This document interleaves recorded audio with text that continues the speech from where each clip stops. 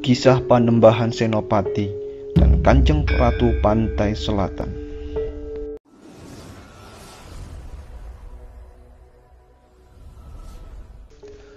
Danang Sutawijaya nama kecilnya. Ayahnya bernama Ki Ageng Pemanahan yang berjasa besar membantu Joko Tingkir membunuh Arya Penangsang, Adipati Jipang Panolan, dalam krisis politik di Kesultanan Demak Bintoro pada akhir pemerintahan Sultan Trenggono. Setelah Joko Tingkir menjadi raja, berkelar Sultan Hadiwijaya yang akhirnya mendirikan Kasultanan Pajang. Sutawijaya kemudian dianugerahi tanah Mentaok, kota gede atau Jogja sekarang. Bersama-sama ayahnya, ia membabat alas kawasan yang kini terkenal dengan kerajinan perak tersebut. Karena keraton Sutawijaya berada di sebelah utara pasar, maka dia bergelar Ngabehi Loring Pasar. Setelah Ki Gede Pemanahan meninggal tahun 1575 Masehi, Sutawijaya memberontak ke Pajang. Saat di Pajang terjadi konflik elit tahun 1582 Masehi dan membuat Mataram merdeka dari Pajang. Konflik elit yang terjadi yaitu anak Sultan Hadiwijaya, Pangeran Benowo yang merupakan pewaris Pajang dikudeta oleh Arya Pangiri, Adipati Demak. Merasa terdesak, Pangeran Benowo meminta bantuan Sutawijaya di Mataram. Setelah berhasil mengalahkan Arya Pangiri, Pangeran Benowo menyerahkan pusaka Pajang pada Sutawijaya. Setelah Pajang runtuh, ia menjadi Raja Mataram Islam pertama dan bergelar Panembahan Senopati Khalifatullah Syaitin Panotokomo. Panembahan Senopati dikisahkan dalam Babat Tanah Jawa memiliki kebiasaan yang hebat dalam olah rasa, meditasi dan gentur bertapa. Salah satu ritual wajib yang dilakukannya untuk melatih kesabaran adalah membuang cincinnya ke sungai dan mencarinya hingga ketemu. Tindakan unik dan nyeleneh di luar kebiasaan ini membuahkan hasil berupa diperolehkannya kewicaksanaan tertinggi,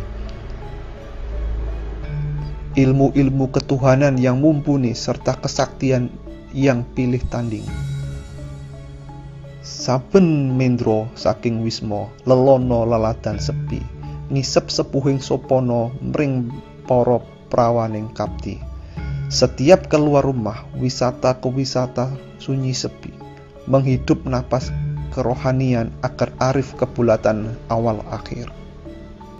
Dialah tokoh yang berhasil membuat anyaman mistik dan politik, yang keteladanannya memandu alam pikiran kejawen untuk menggapai pemahaman tertinggi ketuhanan, yaitu mangalih. Artinya mengenai soal esensial pasca manah yang dipersonifikasikan Ki Ageng Pemanahan, artinya membidikkan anak panah mengenai soal-soal problematis di jantung kehidupan pusat lingkaran. Panembahan Senopati yang cerdas memahami psikososial masyarakatnya. Ia pun menganyam serat-serat kehidupan yang dianyam dengan amat simbolik, mistik berupa kisah asmara dengan penguasa laut, dengan empu laut Kanjeng Ratu Kidul, sehingga Panembahan Senopati memperoleh dataran baru, dataran Kemataraman. Dikisahkan, Panembahan Senopati saat babat alas Mentaok menghadap Raja Jin bernama Jalamu Mampang. Karena kesulitan mengalahkannya, Panembahan Senopati kemudian bertapa di Laut Selatan. Dalam bertapaannya, dia didatangi oleh Kanjeng Ratu Kidul yang terpikat oleh ketampanannya.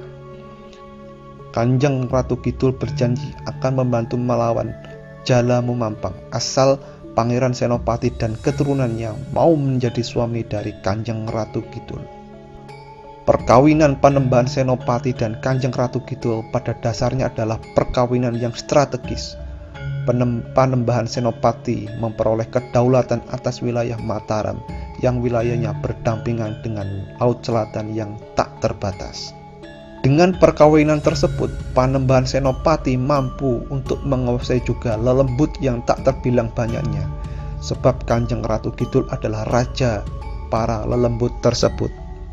Panembahan Senopati oleh sebab itu mampu membangun sebuah kekuatan psikologis untuk memperkokoh legitimasi pemerintahannya. Selama pemerintahan Panembahan Senopati, Kerajaan Mataram tercatat harus berperang menundukkan bupati-bupati di daerahnya, antara lain Kasultanan Demak, Ponorogo, Pasuruan, Kediri, Surabaya. Cirebon pun berada di bawah pengaruhnya. Perkawinan Panembahan Senopati dengan Kanjeng Ratu Kidul oleh sebab itu diyakini terus dipertahankan oleh Raja Mataram mulai Sri Sultan Hamengkubuwono I hingga Sri Sultan Hamengkubuwono X saat ini.